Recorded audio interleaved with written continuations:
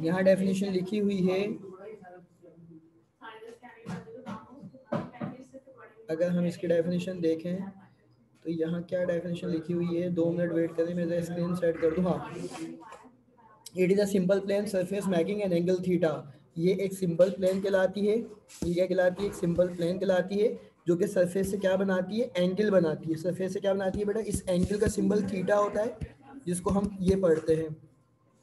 It is a simple plane surface making an angle theta with the horizontal.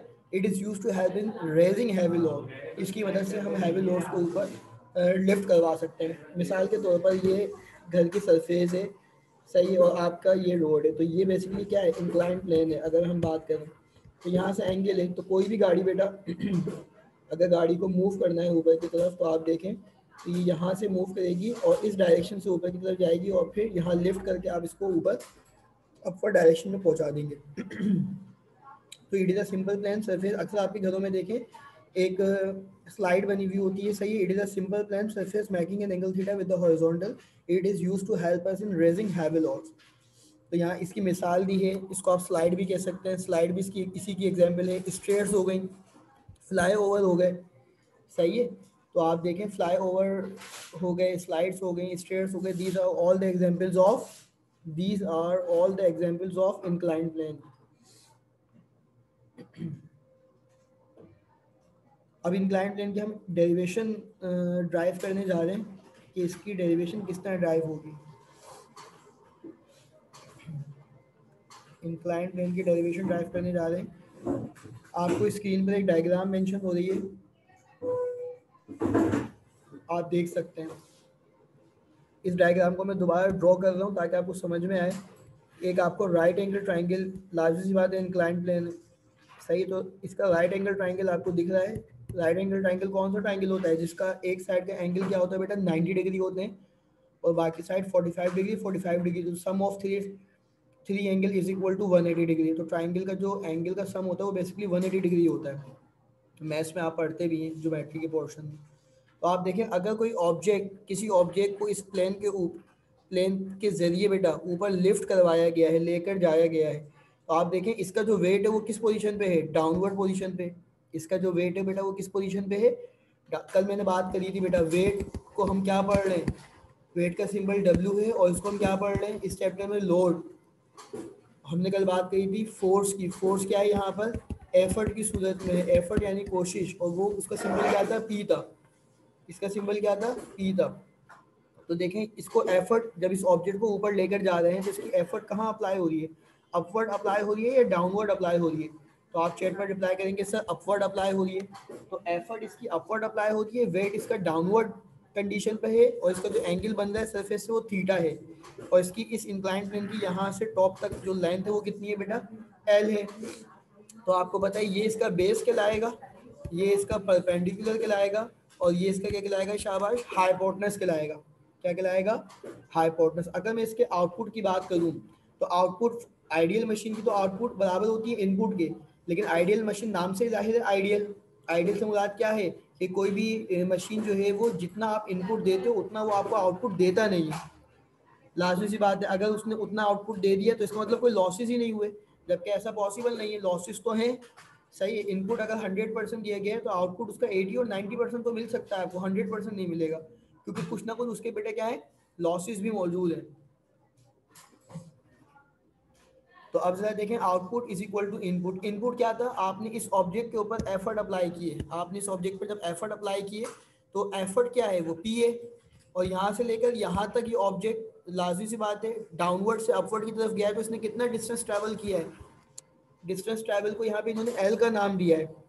L क्या है? Basically इस inclined plane की length है, actual length है।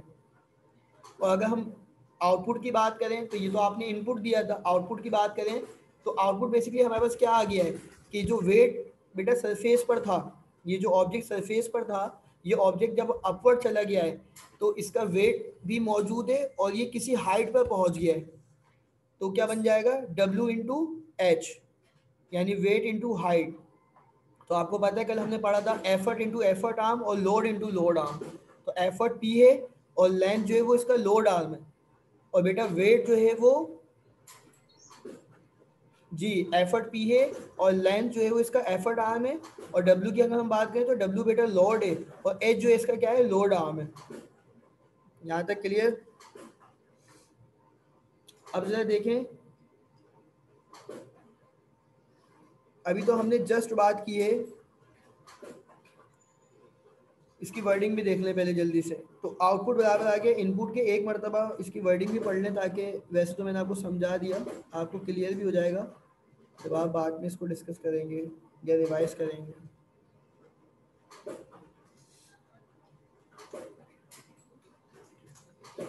Consider an object resting on an inclined plane. फर्ज कर लिया एक ऑब्जेक्ट है जो कि इंक्लाइंड प्लेन पर रेस्ट की पोजीशन पे अभी मूव नहीं कर रहा। मूव कब करेगा, जब एफर्ट अप्लाई करेंगे, फोर्स अप्लाई करेंगे। तो जिस तरीके से हमने, आपको याद होगा हमने केस चैप्टर नंबर 4 में केस 1 पढ़ा था कि motion of body is connected by string.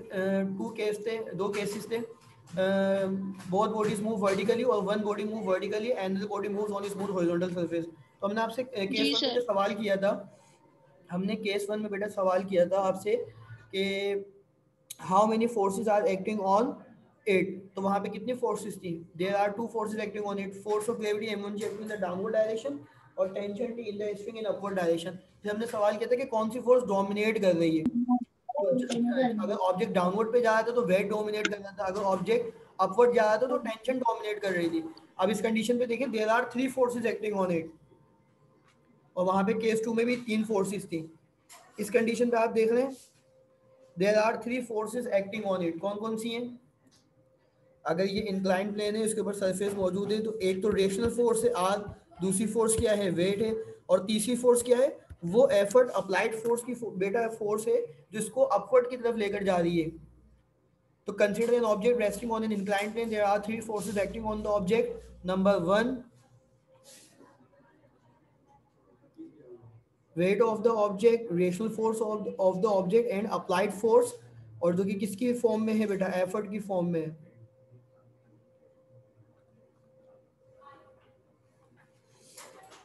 क्या यहाँ तक बात तमाम स्टूडेंट को समझ में आ गई। आउटपुट बराबर आ गया इनपुट के। अब जरा देखें, अगर आउटपुट बराबर है इनपुट के तो आपके पास क्या आता है, डब्ल्यू एच बराबर है पी इंटू एल के। तो आपको पता है, मुझे अगर मैकेनिकल एडवांटेज निकालना है तो मैकेनिकल एडवांटेज का फॉर्मूला है क्या actually, W upon P, output divided by input. तो मुझे इसको डब्ल्यू अपॉन पी की फॉर्म में बनाना है। तो आप देखें ये पी मल्टीप्लाई हो रहा है, इधर आके क्या होगा, डिवाइड। तो डब्ल्यू एच अपनी जगह पे, पी अपनी जगह पे, और एल एल डी कॉपी हो जाएगा। अब एच मल्टीप्लाई हो रहा है, इधर आके क्या होगा, डिवाइड होगा। तो देखिए डब्ल्यू अपॉन पी को मैंने बेटा क्या बना दिया, मैकेनिकल एडवांटेज के फॉर्म में बनाया। तो ये कन्वर्ट हो जाएगा मैकेनिकल एडवांटेज में, और आपके पास फॉर्मूला ड्राइव हो जाएगा M A is equal to L over H, जो कि यहाँ पे ये ड्राइव हुआ हुआ है। Is it clear everyone. बेटा आर जो है वो किसी भी सरफेस की नॉर्मल रिएक्शन फोर्स होती है। अगर कोई अब book lie on the table, अगर कोई बुक जो है बेटा टेबल पर लाई कर रही है, तो अगर मैं टेबल की सरफेस हटा दूंगा तो कहाँ जाएगी, आप कहेंगे सर जमीन की तरफ जाएगी, डाउनवर्ड जाएगी। इसका मतलब टेबल की सरफेस की कोई अपनी फोर्स है जिसने उसको स्टे कराया हुआ है, रोका हुआ है, स्टेबल की पोजीशन में है। तो सरफेस की फोर्स जो होती है वो रिएक्शनल फोर्स होती है, और डाउनवर्ड फोर्स जो होती है वो उसकी अपनी वेट की फोर्स होती है। अगर कोई ऑब्जेक्ट सरफेस पर रखा हुआ है तो reactional force and weight force of the object both are balance to each other, that's why rest की पोजीशन में होगा। अब क्लियर है।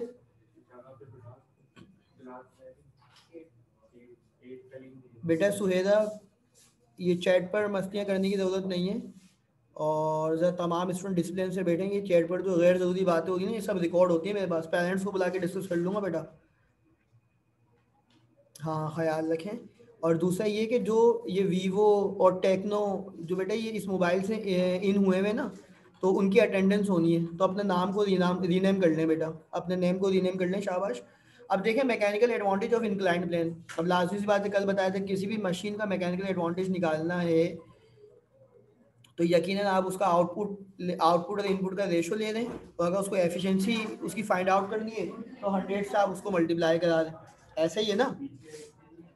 तो इफ़ वी कंसीडर, अगर हम राइट एंगल ट्राइंगल को कंसीडर करते हैं, अगर हम राइट एंगल ट्राइंगल को कंसीडर करते हैं, जैसे कि अभी हमने ऊपर डायग्राम बनाई थी, तो आपने देखा था स्टूडेंट, मैं वो डायग्राम आपको दोबारा दिखाऊंगा। ये देखें, हमने जो डायग्राम प्लॉट करी है सही है, दोबारा कर लेते हैं। ये देखिए राइट एंगल ट्राइंगल था, ए बी सी लिया आपने। अब आपको पता है ये हिस्सा बेस है, हमने ऊपर भी लिखा था, ये परपेंडिकुलर है और ये क्या है, हाइपोटेनस है। सही है। तो साइन थीटा, अब जाहिर है ट्रिग्नोमेट्रिक रेशियोज हैं, लास्ट टाइम भी आपको बताया था कि साइन थीटा बराबर होता है किसके, परपेंडिकुलर अपॉन हाइपोटेनस के। कॉस थीटा बराबर होता है किसके, बेस अपॉन हाइपोटेनस के।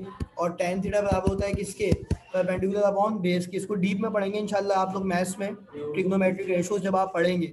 तो अभी हमने साइन थीटा कंसीडर किया है कि परपेंडिकुलर अपॉन हाइपोटेनस, क्योंकि दो ही जगह काम हो रहा है। हाइपोटेनस की कंडीशन पे वेट ऊपर, ऑब्जेक्ट जो है वो ऊपर की तरफ जा रहे हैं, और परपेंडिकुलर पे आप देखें हाइट आपको जो है वो मिल रही है, तो बेस पे कोई काम ही नहीं हो रहा। तो जो आपके पास नॉन पैरामीटर होते हैं उसके हिसाब से, अगर मेरे पास बेस और हाइपोटेनस के हिसाब से जो है वो वैल्यूज होती, सही है, तो मैं फिर कॉस थीटा लेता। इसलिए हमने क्या लिया है, साइन थीटा लिया है। तो साइन थीटा परपेंडिकुलर कितना है भैया आपका, परपेंडिकुलर अपॉन हाइपोटेनस। परपेंडिकुलर पे आपके पास क्या है, पहले तो आप इसको फॉर्म कर लें, परपेंडिकुलर बी से लेकर सी तक, हाइपोटेनस ए से लेकर सी तक, तो बी सी लाइन सेगमेंट और ए सी लाइन सेगमेंट। ये कंडीशन क्या बन जाएगी आपके पास, sine theta is equal to, B से लेकर सी तक आपके पास क्या मौजूद है, हाइट मौजूद है, तो आपने एच रख दिया। हाइपोटेनस में ए से लेकर सी तक क्या मौजूद है, आप कहेंगे सर लेंथ मौजूद है, तो आपने एल रख दिया। अब sine theta is equal to H upon L. लेकिन बेटा हमारे पास जो मैकेनिकल एडवांटेज है वो एच अपॉन एल है या एल अपॉन एच है। जो हमने मैकेनिकल एडवांटेज फाइंड आउट किया है वो एच अपॉन एल आया है या एल अपॉन एच आया है। तो आप कहेंगे सर एल अपॉन एच आया है, तो बेटा मुझे इसका रेसिप्रोकल लेना पड़ेगा। और आपको पता है मैथ्स का रूल है, जब मैं राइट हैंड साइड का रेसिप्रोकल ले रहा हूँ तो वो लेफ्ट हैंड साइड में भी रेसिप्रोकल ऑटोमेटिक हो जाएगा। तो मैं इसको जरा जब इन्वर्ट करूंगा एल अपॉन एच, तो यहाँ क्या हो जाएगा, साइन थीटा के नीचे कुछ नहीं है, पता है ना, अपॉन से ऊपर वाली वैल्यू न्यूमरेटर और अपॉन से नीचे वाली वैल्यू डिनोमिनेटर। तो डिनोमिनेटर न्यूमरेटर बन जाएगा और न्यूमरेटर डिनोमिनेटर, तो वन अपॉन साइन थीटा। तो the reciprocal of the L H upon L is equal to L upon H is equal to one over sine theta. Is it clear. अब देखें फायदा क्या हुआ, ये जो एल अपॉन एच था बेटा ये कन्वर्ट हो जाएगा किसमें, मैकेनिकल एडवांटेज में। तो मैकेनिकल एडवांटेज की फॉर्मूला क्या जनरेट होगा, वन अपॉन साइन थीटा। इसका मतलब अगर मेरे पास न्यूमेरिकल के अंदर लेंथ और हाइट गिवन है तो मैं क्या फॉर्मूला अप्लाई करूंगा, कि according to the formula of mechanical advantage of inclined plane is equal to L upon H. और अगर मेरे पास एंगल गिवन है और कुछ भी गिवन नहीं है तो M A is equal to one over sine theta. Is it clear everyone. यहाँ तक तमाम स्टूडेंट्स को अगर समझ में आ गया है बेटा तो आगे बढ़ें, चैट पर रिप्लाई करें ताकि मुझे पता चल जाए कि सब जाग रहे हैं। अभी मैंने कहा था ये वीवो गैलेक्सी टेक्नो तमाम स्टूडेंट अपना नेम बेटा रीनेम कर लें ताकि हमें आइडिया हो जाए कौन कौन स्टूडेंट प्रेजेंट हैं, अटेंडेंस भी ले ली जाएगी उनकी भी। बल्कि मैं अटेंडेंस ले रहा हूँ, एक मिनट रुकें, जल्दी से तमाम स्टूडेंट अपना नेम रीनेम करें ताकि मैं अटेंडेंस मार्क कर लूँ बेटा।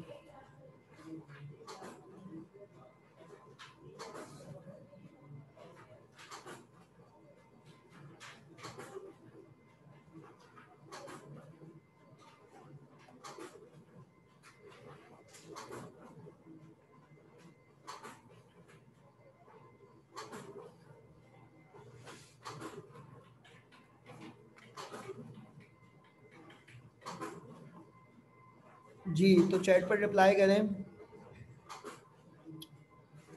सही है, इंक्लाइन प्लेन क्लियर हो गया।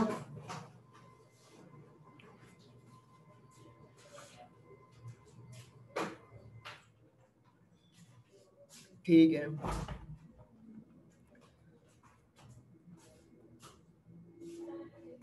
कल जो मैंने टॉपिक पढ़ा है कितने स्टूडेंट ने घर पर रिवीजन कर लिया था। अगर घर पर रिवीजन कर लिया था तो जल्दी से मुझे mechanical advantage of simple machine, chat पर रिप्लाई करें क्या फॉर्मूला बनेगा mechanical advantage of simple machine का। उस फॉर्मूले में कोई ऐसा कांस्टेंट नहीं है जो आप चैट पर रिप्लाई ना कर सकें। ज़बरदस्त, फातिमा बेटा सो रही हैं क्या, पूरा चैप्टर का 3-4 टॉपिक पढ़ा चुका हूँ कल से अब तक, आपके लिए कौन सा चैप्टर है बेटा। फातिमा नूर चैप्टर नंबर 9 है।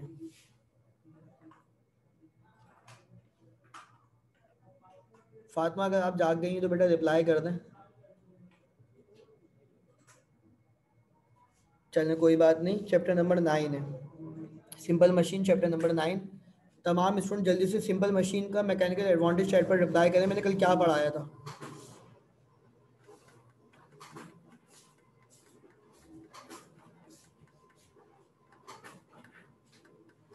चलें कल जो प्रेजेंट थे वो तो रिप्लाई करें जल्दी से।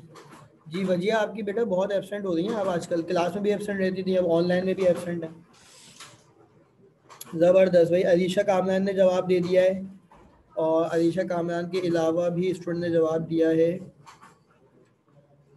सही है, फ़ायदा ने सही जवाब दिया है, अलीशा ने सही जवाब दिया है, और ये जो गैलेक्सी हैं इनका नाम क्या है समझ में नहीं, लिखा नहीं है इन्होंने, तो बेटा इन्होंने सही जवाब दे दिया है। आउटपुट अपॉन इनपुट यानी कि डब्ल्यू और P, the ratio of the load and effort it is said to be mechanical advantage of simple machine. Dua ने भी सही जवाब दे दिया है, सुहेरा ने भी दे दिया है। ठीक है,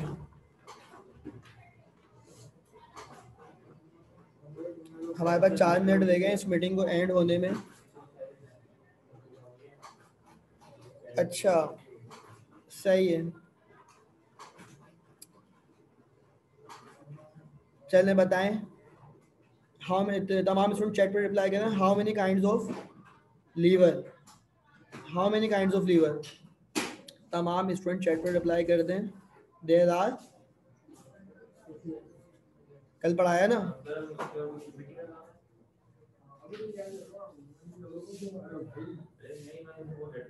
how many kinds of lever there are. जबरदस्त, सही है, तो सुहेल ने रिप्लाई कर दिया है। और देयर आर, ठीक है, there are 3 kind of lever. ठीक है जबरदस्त, there are 3 kind of lever. अब मुझे बताएं फर्स्ट काइंड ऑफ लीवर की क्या पहचान है, किस तरह आइडेंटिफाई करेंगे? फर्स्ट काइंड ऑफ लीवर को किस तरह आइडेंटिफाई करेंगे? तमाम स्टूडेंट चैट पर जल्दी से रिप्लाई करें। वी हैव ओनली 3 मिनट्स, और 3 minutes is equal to 180 second. Clear? तमाम स्टूडेंट चैट पर रिप्लाई करें कि फर्स्ट काइंड ऑफ लीवर में क्या मामला था, सेकंड काइंड ऑफ, क्योंकि फलक्रम की पोजीशन चेंज हो रही थी। हाँ फलक्रम की पोजीशन चेंज हो रही थी ना, फलक्रम अगर लोड और वेट के दरमियान तो फर्स्ट काइंड है। तो मुझे बताएं जरा फर्स्ट काइंड में इस तरह बताएं जैसे अलीशा बता रही है, सारा बता रही है, फातिमा नूर बता रही है, तो इस तरह बताएं कि फर्स्ट काइंड में क्या था। बीच में वेट था तो पहले वेट रख दें बीच में, फिर लेफ्ट साइड पे एफर्ट, राइट साइड पे लोड। इस तरह मुझे चैट पर रिप्लाई करें तमाम स्टूडेंट, ताकि मुझे आइडिया हो जाए कि घर पर तमाम स्टूडेंट ने बैठ कर पढ़ा है। फर्स्ट काइंड ऑफ लीवर में फलक्रम, वेट और एफर्ट की क्या पोजीशन थी? जैसे मिसाल के तौर पर पहले एफर्ट था तो पी लिख दें, फिर वेट था तो डब्ल्यू लिख दें, और फिर लोड फलक्रम था तो एफ लिख दें। जल्दी लिखें, चैट पर रिप्लाई करें तमाम स्टूडेंट।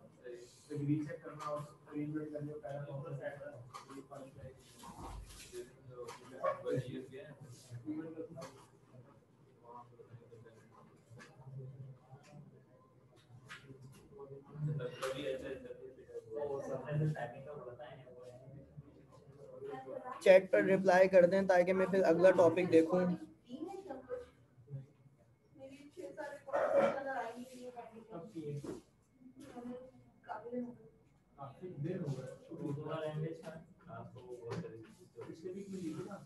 चलें देखें एक टॉपिक, अभी हमारे पास टाइम है। ज़बरदस्त, फायदा का रिप्लाई आ गया है, और कौन सा रिप्लाई कर रहे हैं देखते हैं।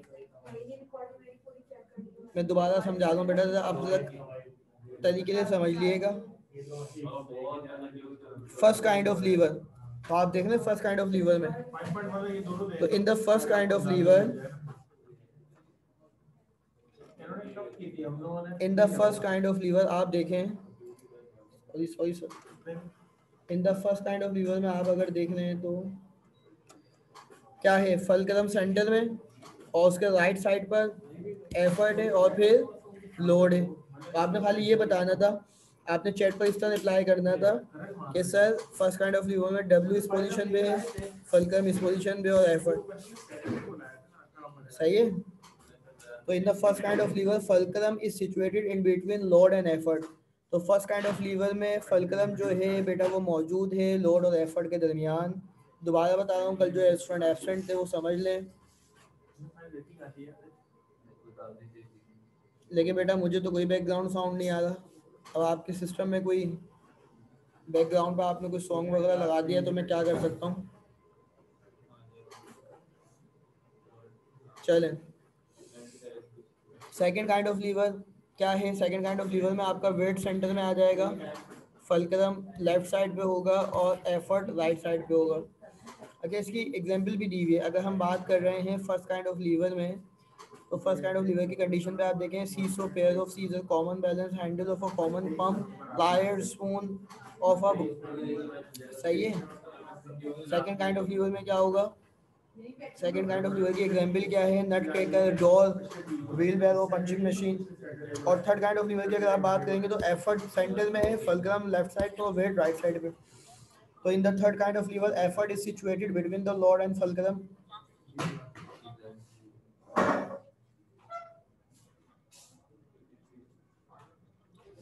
और इसकी एग्जांपल क्या है? ह्यूमन आर्म में crane, ice trunk, pair of forcep etcetera.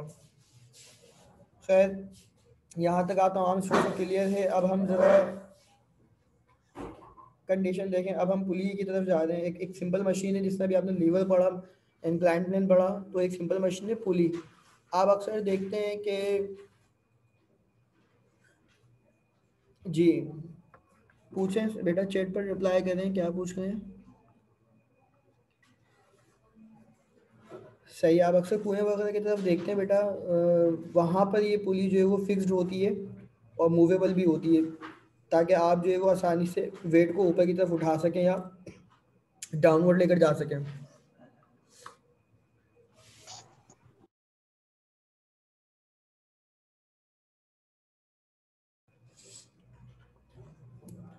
Case 1 हमने पढ़ा था, वहाँ कौन सी पुली ली थी बेटा हमने? याद है कुछ स्टूडेंट को? डायग्राम बना रहा हूँ, बताएं, चैट पर रिप्लाई करें। M1 था, M2 था। डायग्राम देख के पहचाने कि हमने लास्ट टाइम जो एक केस 1 लिया था और केस 1 को स्टडी किया था, दोनों जगह हमने फ्रिक्शन लेस पुली इस्तेमाल करी थी।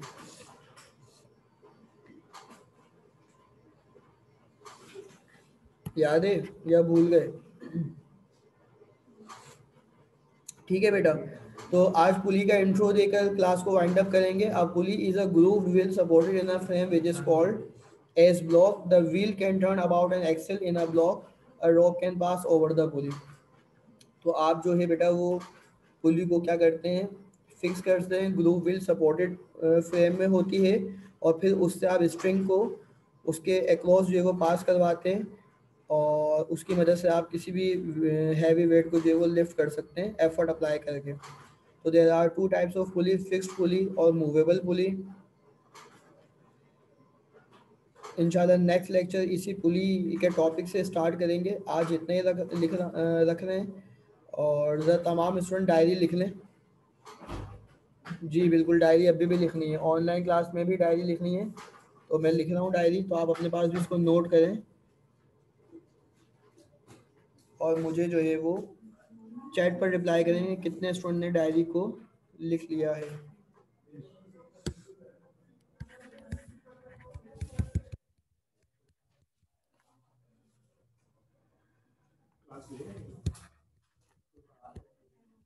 Do read and understand class lecture.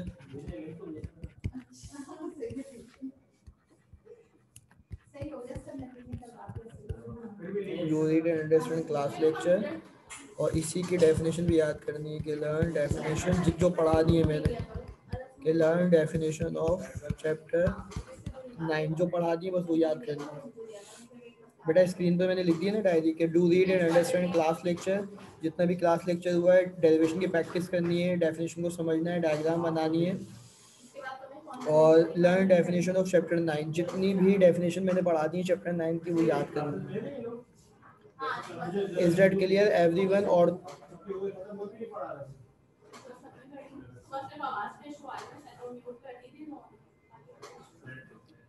बस मूवेबल, फिक्स पुली और पुली ये कल दोबारा डिस्कस करेंगे। आज जस्ट इंट्रो देकर मैं यहाँ पे क्लास वाइंड अप कर रहा हूँ।